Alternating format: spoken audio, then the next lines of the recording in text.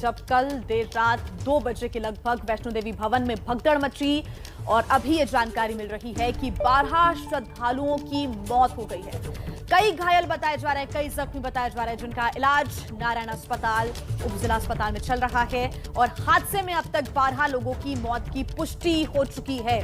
कुछ ही देर पहले हादसे पर प्रधानमंत्री नरेंद्र मोदी ने दुख व्यक्त करते हुए ट्वीट भी किया और साथ ही ऐलान किया है कि 2 लाख रुपए का मुआवजा मृतकों के परिवारों को दिया जाएगा। साथ ही घायलों को आर्थिक सहायता दी जाएगी 50,000 रुपए की।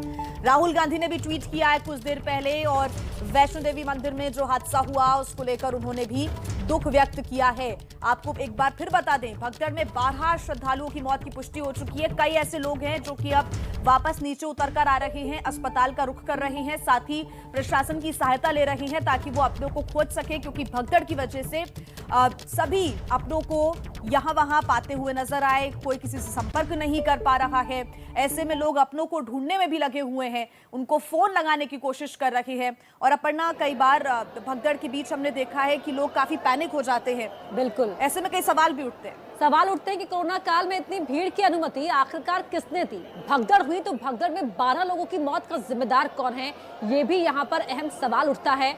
और सवाल ये भी उठता है कि कोरोना काल में इतनी भीड़ लगने की अनुमति किसने दी? भीड़ हुई तो सुरक्षाकर्मी पर्याप्त संख्या में यहाँ पर क्यों नहीं थे? ये भी एक बड़ा सवाल कि चश्मदीद ने इस बात को उठाया है कि पर्याप्त संख्या में यहाँ पर सुरक्षाकर्मी नहीं थे जितनी संख्या में श्रद्धालु पहुंचे हुए थे।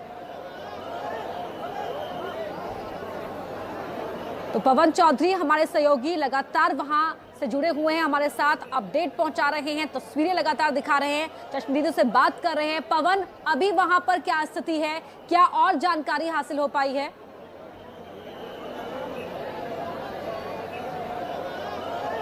चलिए पवन से जुड़ने की कोशिश करेंगे। और कुछ देर पहले देखिए रक्षा मंत्री राजनाथ सिंह ने भी ट्वीट किया है और इस हादसे पर दुख व्यक्त किया है। लिखा है कि वो प्रार्थना करते हैं स्पीडी रिकवरी के लिए, जो भी घायल हुए हैं उनके लिए वो प्रार्थना करते हैं। ये लिखते हुए उन्होंने ट्वीट किया। मेरे साथ 2 लोग थे, एक की डेथ हो गई है, एक को फ्रैक्चर हुआ है। उनको करीब 1 घंटे बाद जब होश आया है तो उनका फ़ोन लगा है, तब उनको कॉल किया है मैंने, तब उनसे मेरी बात हो पाई। ऊपर तो सर जो मैंने देखा था 3-4 बॉडीज़ थी, जिसमें से 2 आ चुकी हैं, 2 शायद अभी आई हैं। जो हमने देखी थी 4 बॉडीज़। ठीक सर, स्टैम्पेड ही हुआ है सर। स्टैम्पेड इसलिए हुआ क्योंकि लोग इतने ज़्यादा थे, रास्ता था नहीं। हर तरफ से आदमी सोचा था कि मैं निकल जाऊँ। जिसने दर्शन कर लिया वो भी सोचा था मैं पहले निकल जाऊँ, और जिसने दर्शन नहीं किया तो सोचा मैं पहले जाके दर्शन कर लूँ। नॉर्मल ये हो सकता है कि श्राइन बोर्ड ने जो भी लोगों को छोड़ा यहाँ से, वो एज्यूम करके छोड़ा कि भाई आप वहाँ पे दर्शन करेंगे वापस आ जाएंगे। बट ये हो सकता है लोग वहाँ पे इकट्ठे हो गए, उन्होंने दर्शन करके वहीं पे रुक गए, तो वहाँ पे पूरा मास गैदरिंग हो गई, तो लोगों को जगह नहीं मिली। अब वो थोड़ी सी जगह में जो आ रहे थे जा रहे थे, उसी हिसाब से मैनेज कर रहे थे सर। तो सुना आपने किस तरीके से यहाँ पर भगदड़ मची और प्रधानमंत्री ने भी इस पूरे घटनाक्रम पर शोक व्यक्त किया है, दुख जताया है, साथ ही प्रभावितों के लिए मुआवजे का ऐलान भी किया है। और थोड़ी देर पहले, लगभग 5 मिनट पहले, गृह मंत्री अमित शाह ने भी इस पूरे घटनाक्रम पर ट्वीट किया है। माता वैष्णो देवी मंदिर में हुई दुखद दुर्घटना से हृदय अत्यंत व्यथित है। इस संबंध में जम्मू कश्मीर के उपराज्यपाल मनोज सिन्हा से बात की है और लगातार प्रशासन मदद कर रहा है, कार्यरत है। और आपको बता दें कि प्रधानमंत्री ने भी वैष्णो देवी हादसे पर दुख जताते हुए मृतकों के परिवारों के प्रति संवेदनाएं व्यक्त की है और साथ ही आर्थिक सहायता राशि का ऐलान भी किया गया है।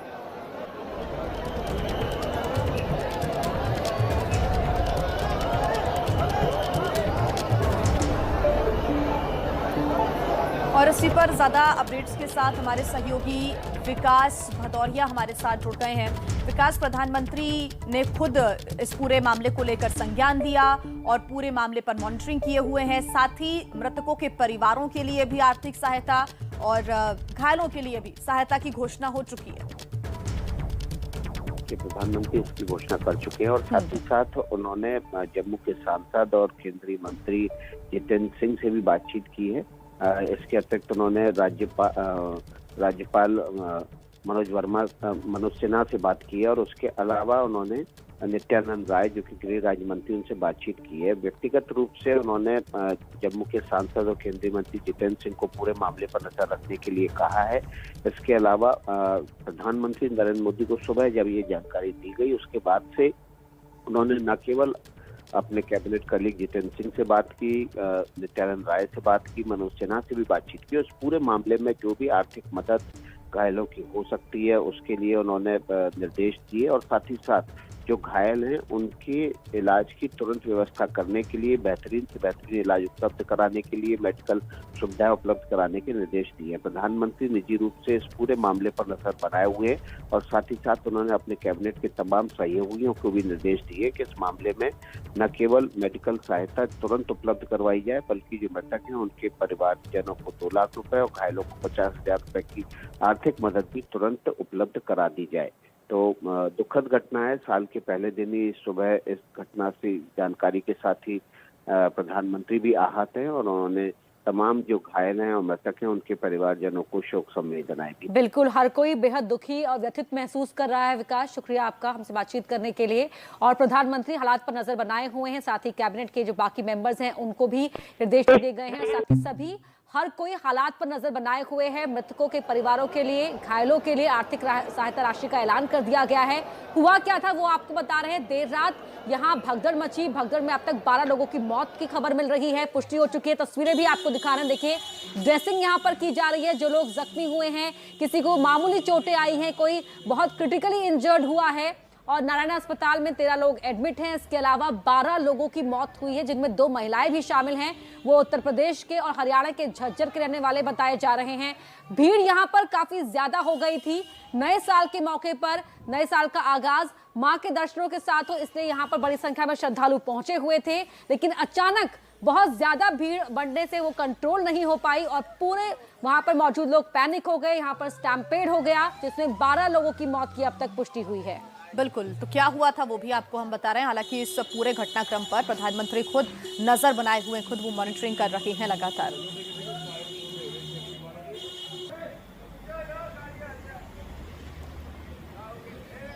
तो रियासी के सीएमओ हमारे साथ जुड़ गए हैं। राजीव शर्मा हमारे साथ जुड़ चुके हैं।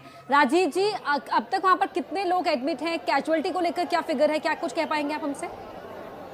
जो लेटेस्ट न्यूज है हमारे पास, 12 डेथ हुई है जी। And all of them have been taken to जो हमारी फैसिलिटी है CHC Katra, community health centre Katra, जो बेस पर है, कटरा बेस पर है।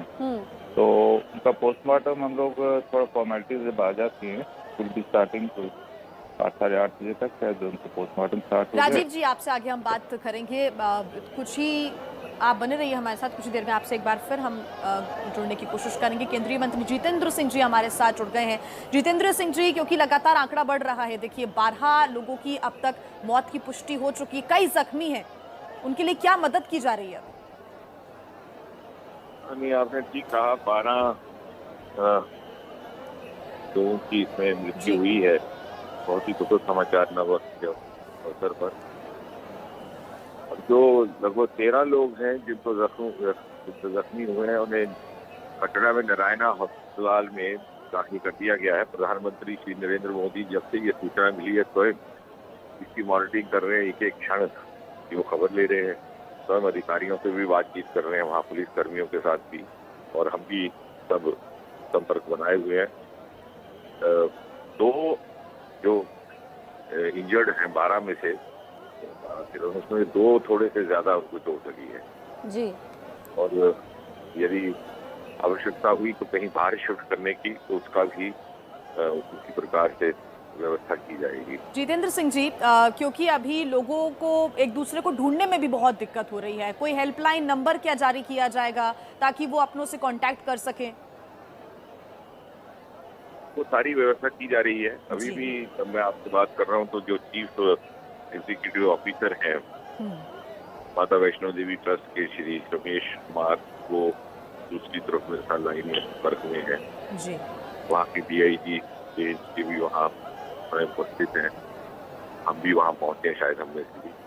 तो उसके अतिरिक्त एक्सग्रेशिया का तो घोषणा करी दी गई है, लेकिन वहाँ का जो श्राइन ट्रस्ट है उनको ये लगा कि धीरे धीरे यात्रा रिज्यूम करना ही ठीक रहेगा, तो अब धीरे धीरे इसको थोड़ी देर विलंब के बाद पुनः रिज्यूम भी कर दिया गया है।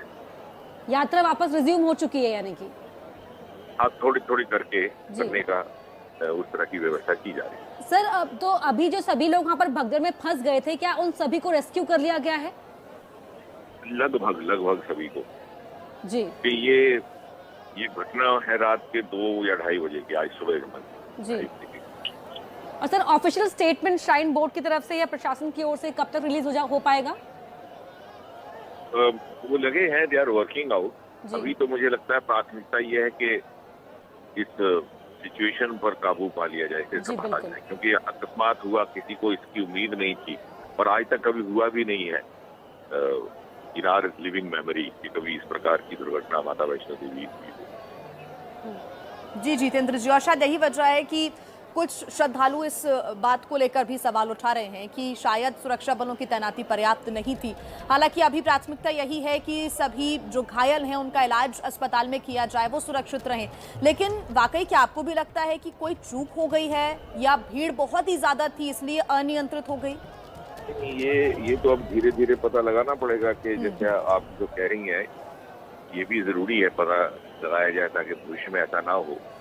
लेकिन हाँ, एक मैंने जरूर देखा है, जो मैंने निजी व्यक्तिगत तौर पर भी देखा कि पिछले कुछ वर्षों से नव वर्ष के अवसर पर बहुत ज्यादा भीड़ होने लगी है। अधिकतर हम देखा करते थे गुजरे जमाने में कि नवरात्रि के अवसर पर या फेस्टिवल सीजन में, त्योहारों के समय इस तरह की भीड़ होती थी। अब जो नई पीढ़ी के लोग हैं विशेषकर, वो न्यू ईयर ईव पर भी प्रेफर करते हैं वहां जाकर के यात्रा। और ये जो दुर्घटना हुई है, इसकी शुरुआत भी कुछ नौजवान थे खड़े, उनमें से आपस में कुछ चर्चा हो रही थी, बहस हो रही थी। अब कहना तो आसान नहीं है, तो युवाओं की भीड़ बहुत अधिक होने लगी। जी, बहुत धन्यवाद आपका हमसे बातचीत करने के लिए जितेंद्र सिंह जी। केंद्रीय मंत्री जितेंद्र सिंह यहाँ पर इस बात की जानकारी देते हुए कि अब वापस यात्रा को रिज्यूम कर दिया गया, यानी कि यात्रा वापस से शुरू कर दी गई।